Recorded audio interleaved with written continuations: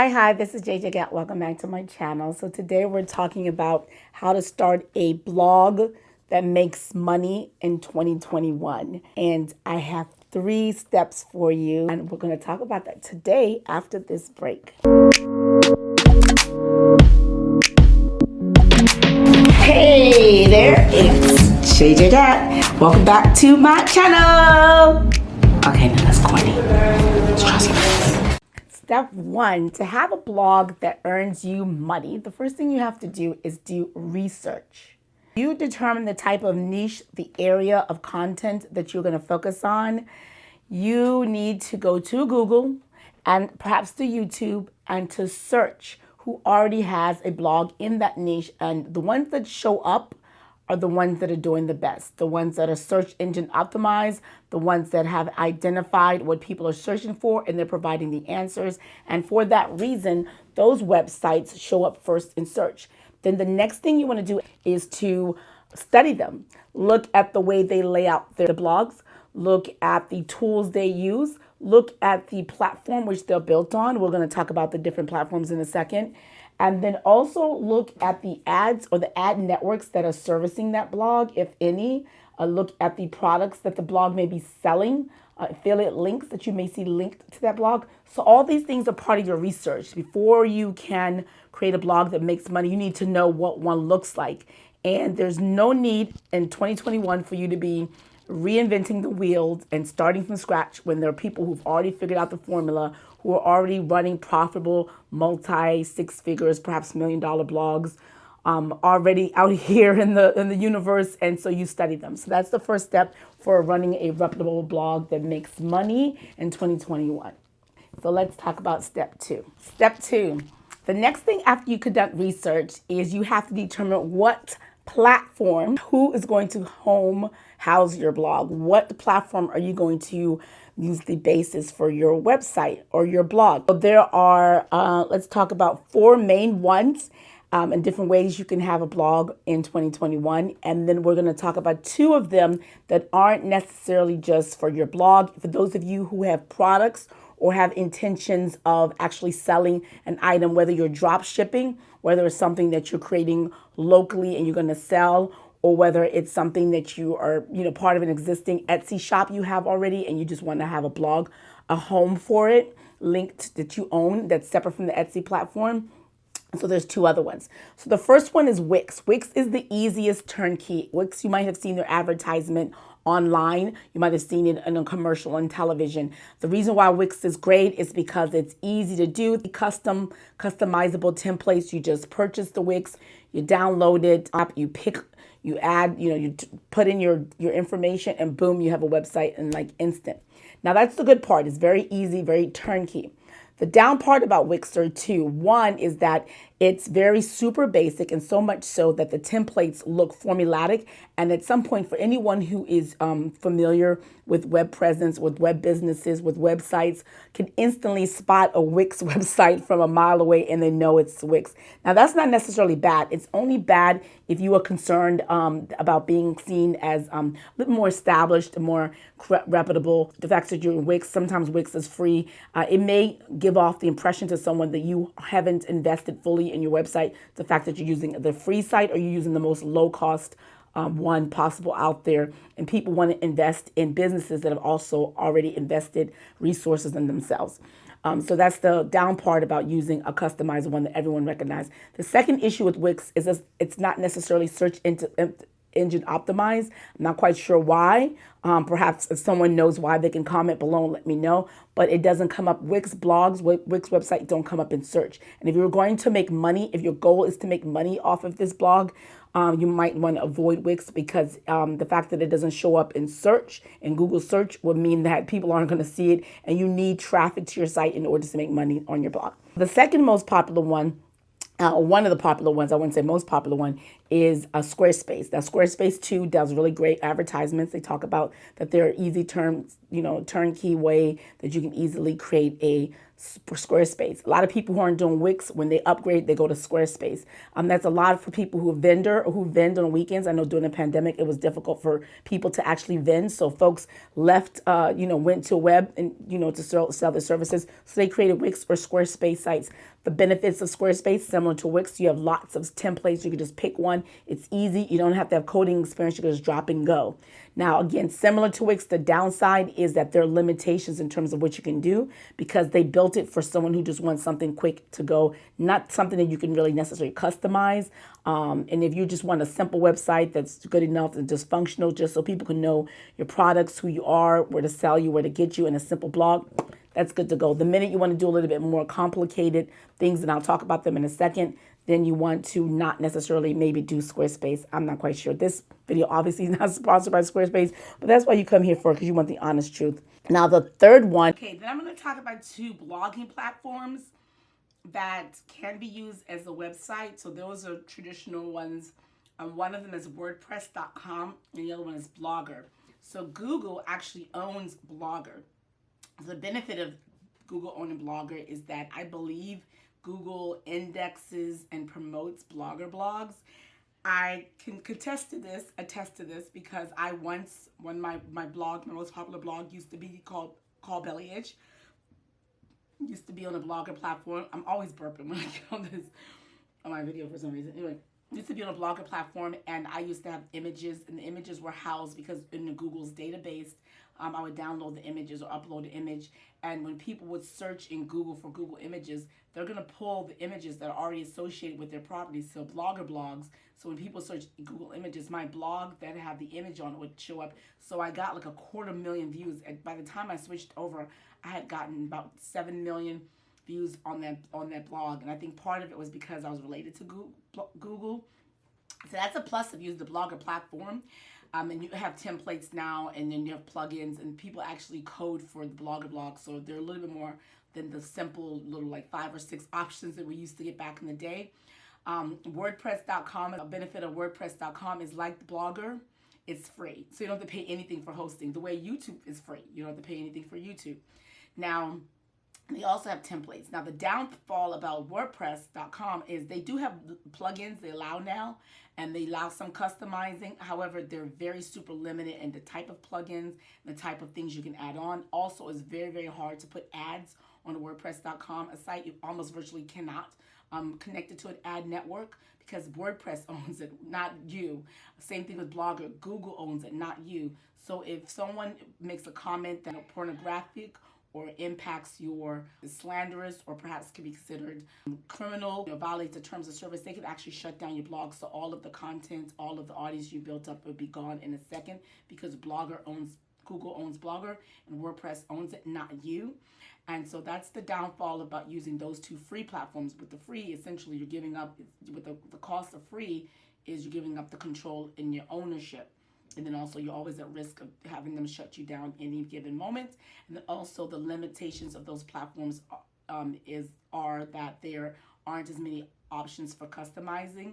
And WordPress, it makes it really super hard for you to put ads. They'll put their own ads on there, but it's hard for you to connect to an ad network with the WordPress and the Blogger platform. There's some people still on there because they can still make money with affiliate, with sponsor programs, sponsorships. So some folks are fine with not paying that. Again, similar to the Wix and the Squarespace. If you want to be considered like a reputable blogger or a site that's where people can see you, hold you in a certain esteem, and say you've invested in your website, and they see it's on the Blogger platform or the WordPress.com platform. Some folks may feel funny about that, and you may lose some credibility or some authority in that. But if you don't mind that, then yeah, sure, that's another way to go. Go with Blogger and WordPress. So those are the primary format. Now the last one, which I recommend, is WordPress, and I'll tell you why I recommend WordPress. Okay, so my favorite one is WordPress.org. That's self-hosted. The difference between WordPress.com and WordPress.org is that you get your hosting. So you're going to pay perhaps anywhere between $5 to $10 per month, or maybe just a bulk rate of like $50 to $60 a year, depending on the platform you use. I use GoDaddy. I know they're a little bit more expensive. However, I like the fact that you have 24-hour customer service, and I've used them as long as I've had blogs. I've been able to contact GoDaddy any given time or day or night and get someone to help me get back up and talk me off the ledge when I'm having a panic attack. There are other platforms. I've used DreamHost. I'll put a link down below to both of them. The benefit of DreamHost, it was very easy. I had it simple to use. I have a DreamHost how to start a website in 1 hour using DreamHost blog that I'll link down below as well, so you can check that out. So it's pretty simple and easy to use, and it's a little bit cheaper for DreamHost, and it includes a security certificate. And with DreamHost, you get all the functionalities of being self-hosted. GoDaddy is a little bit more expensive, but I do love the customer service. So the benefit of the WordPress.org is getting the hosting is that you own it. There are more plugins you can do. There's security-related plugins, or plugins related to content, the plugin regarding the style, how it looks. You don't have to do anything. If there's a functionality you want, you can search it.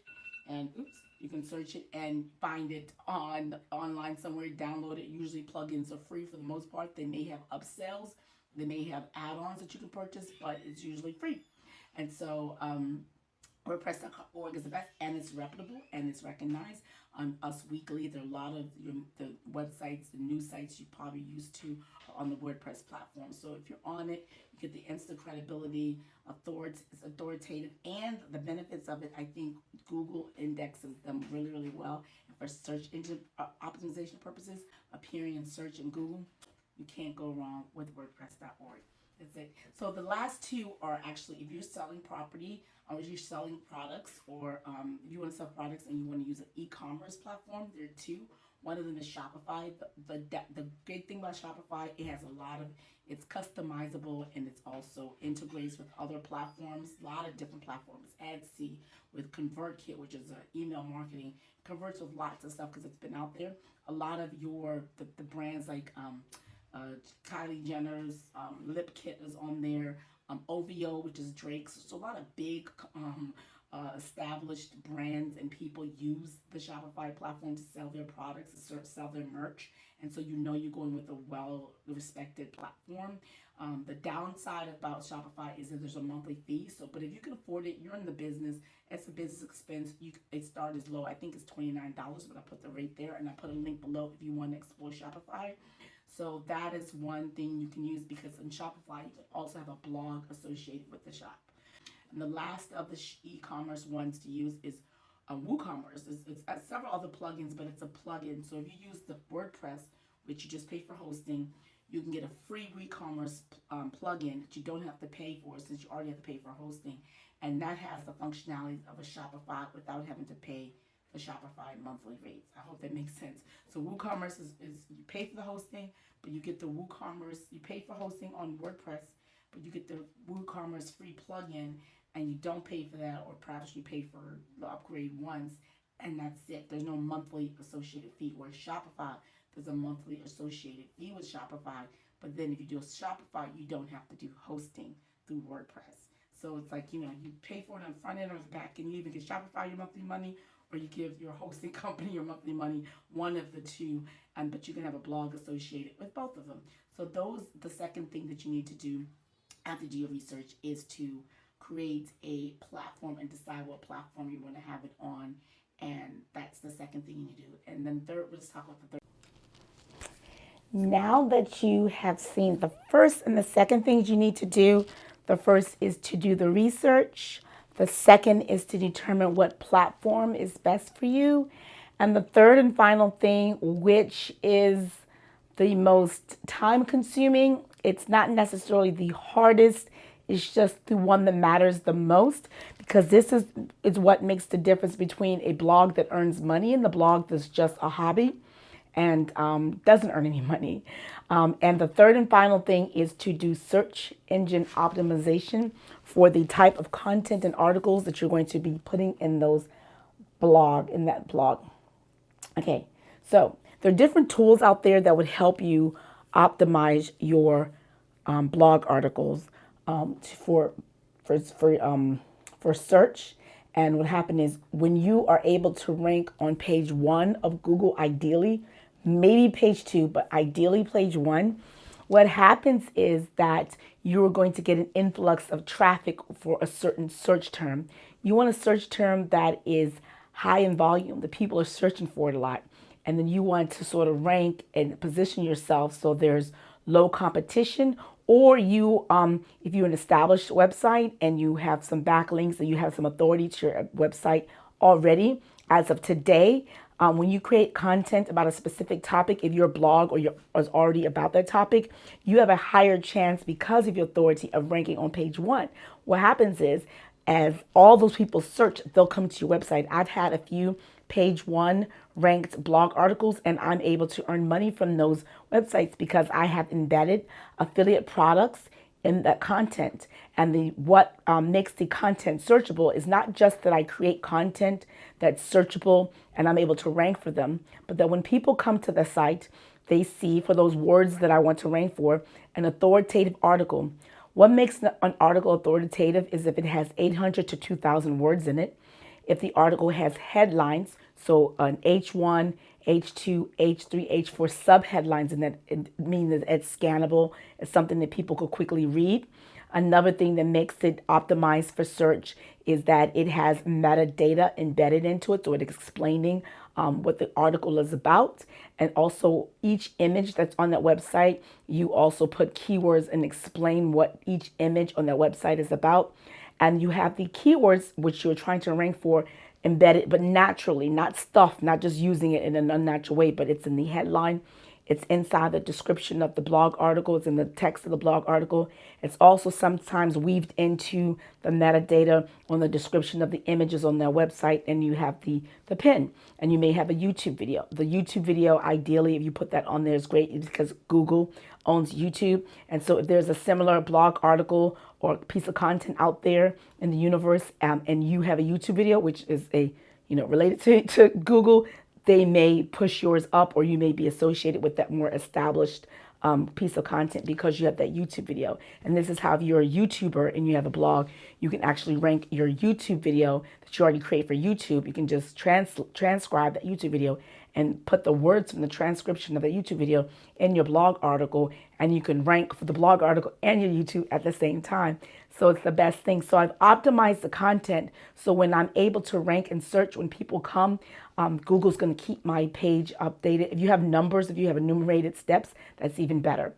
The way that you actually monetize it is then you have actual products, whether it's an affiliate product, whether when someone comes, there's a pop-up and they come and you can join your newsletter, whether they come up and you have products that you're selling on the sidelines, for example, or you mention products or embed products inside, interspersed in that article, and you have call to action buttons.